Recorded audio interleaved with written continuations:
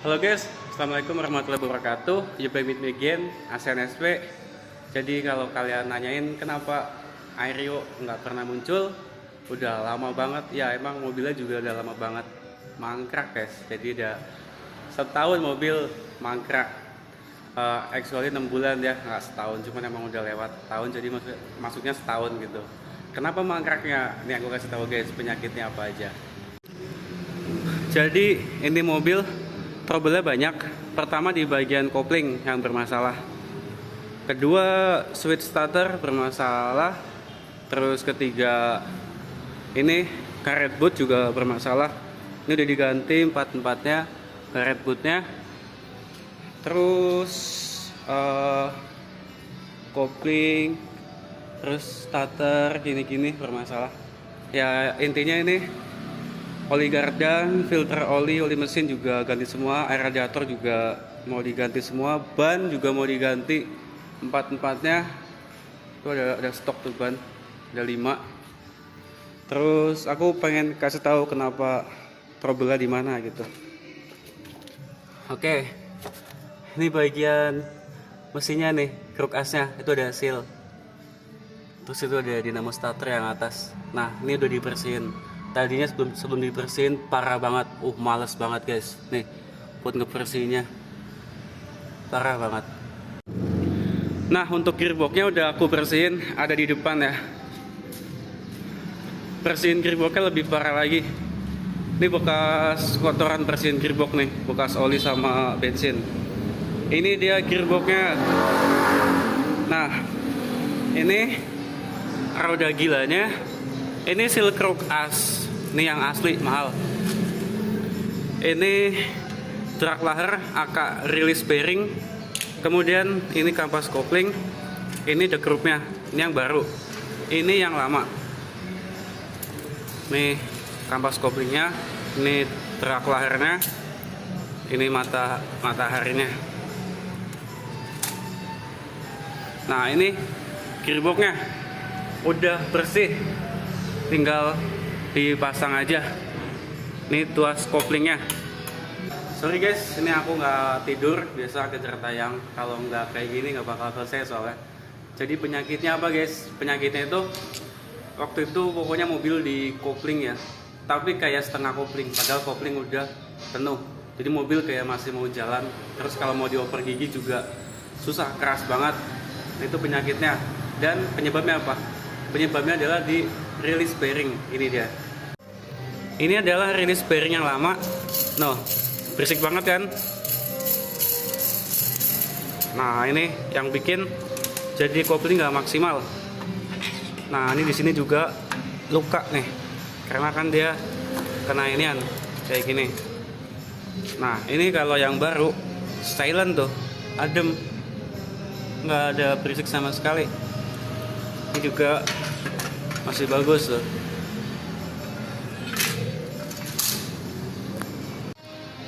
Nah yang kedua adalah penyakitnya kalau kita lepas koplingnya nggak pakai perasaan kayak ngasal, itu mobil jadi ajrut kalau pas macet gigi satu gitu. Dan penyebabnya adalah ini dia guys. Penyebabnya ada di kampas kopling. Ini ada 4 pernya ya. Ini ada yang double, 2 double, dan ada yang 2. Ini kanan kiri dia 1 per. Nah ini nih udah oblak nih, udah kocak. Dan kampas kopling juga udah tipis ya, udah tipis, udah kemakan. Ini kayak udah mau copot gitu, ini udah tipis banget. Kalau dibandingin sama yang baru, itu masih ada guratan-guratannya. Nah ini udah tipis. Ini udah hampir berapa, 18 tahun. Ini masih ori ya, masih ori Jepang, masih yang asli Jepang. Kalau ini sebenarnya sih nggak terlalu kena lah kalau nggak salah ya, masih bagus. Terus kemarin pedal kopling juga keras ya. Nah kalau ini penyebabnya kemungkinan dari oli, dari minyak remnya, sama dari tuas setut koplingnya. Karena kalau dari sealnya kemungkinan sih nggak, masih bagus. Jadi nanti minyak rem, minyak koplingnya itu di bleeding, diganti total pakai yang bagus, pokoknya yang bagus. Terus Untuk stud-nya juga ini udah bagus guys, udah enteng. Nah, kemarin ini tuas ini keras banget guys, pakai tangannya keras banget. Nah, sekarang udah enteng nih, pakai tangan doang udah enteng. Ini yang bikin penyebab kopling juga keras juga. Sebenarnya kalau tenaga mobil sih nggak ada gejala selip ya, masih normal sih kalau kata aku. Cuman ya ini udah nggak enak banget, yaitu sama kalau diinjek kopling itu berisiknya minta ampun. Dari truk akar rilis bearing tuh sampai copot tuh sealnya. Terus ya itu kalau di kopling juga nggak bisa masuk gigi, keras banget. Dan kalau misalnya udah masuk gigi, kita tekan kayak mau berhenti itu kayak masih setengah kopling gitu, sangat membahayakan.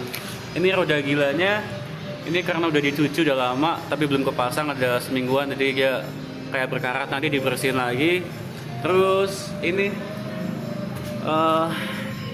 pilot bearingnya juga diganti, ini udah keras. Ini dia yang di sini.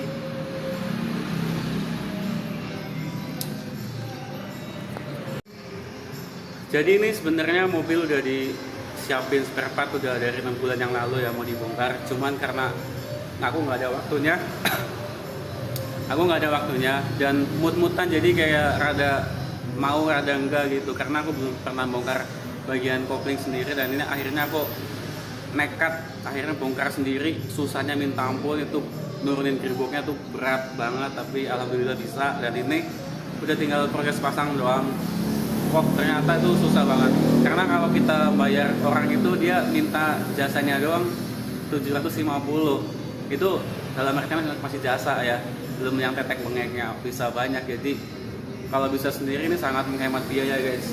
Menghemat 750.000 itu sangat-sangat mantap guys. Oke, di sini aku nggak membahas terlalu detail mengenai bagian yang kampas kopling satu set yang aku mau pasang.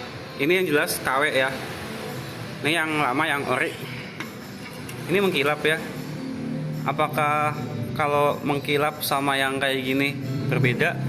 Ini kayak besi cor-coran gitu, dan dia nggak mengkilap, kayak ada guratannya bekas mesin bubut. Aduh, berat banget.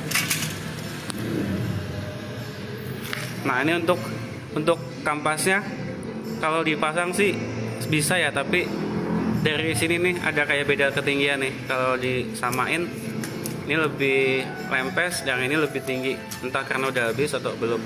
Tuh, jadi ada perbedaan tinggi ya, seginian tuh. Dari bagian kayak gininya sih yang bikin beda tinggi ini nih.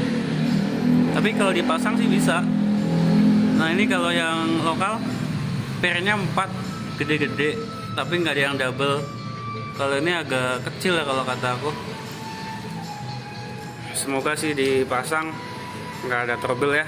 Kalau untuk release bearing juga bentuknya agak beda ya. Kalau yang ini aslinya nih full besi, ini kayak hitam-hitam, ini besi. Kalau yang ini kayak plastik ABS licin atau apa gitu lah pokoknya. Ini tengahnya ini kayak plastik ABS licin.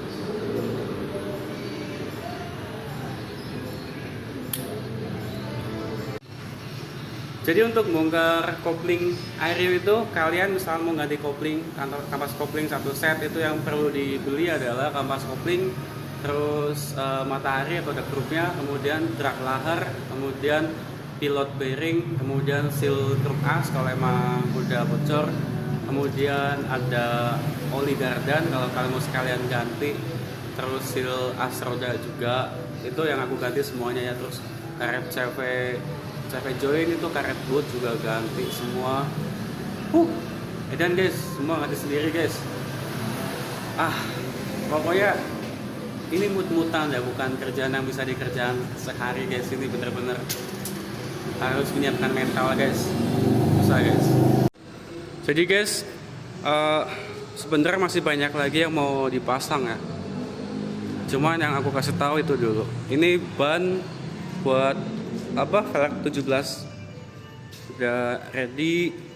Terus nih masih banyak, ada itu mau pasang tambahan apa sih, extra fan, kemudian minyak rem tuh. Apa sih, bearing roda ini mau diganti semua, ada CV join juga, CV foot yang udah blok satu mau diganti, freon, oli power steering, ada full pump, ada filter dryer, ada fan belt. AC juga bermasalah ini. AC tuh selang ini hose discharge-nya yang dari kompresor ke kondensor ini, yang ini nih pecah nih. Ini yang ini pecah nih. Harus ganti juga. Semoga masih bisa nyala nih.